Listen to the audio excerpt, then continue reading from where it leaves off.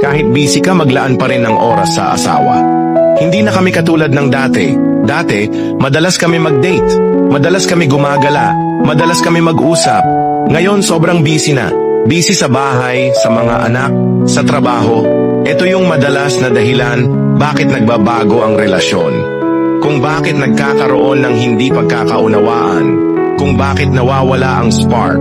Sa mga mag-asawa, huwag nating kalimutan na bago dumating ang mga anak, kayo ang magkasama. Kayo ang magkakampi. Kayo ang bumuo ng pamilya. Kaya kahit sobrang busy na, huwag niyong kakalimutan maglaan ng oras para sa isa't isa. Mag-usap kayo, magkamustahan. Madami sa atin inuuna ang mga anak at normal yon bilang magulang. Pero dapat ay may oras din tayo sa mga partners natin.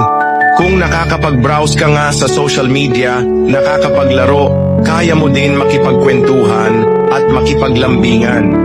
Kahit busy, maglaan pa rin ng oras kay Mrs. o Mr.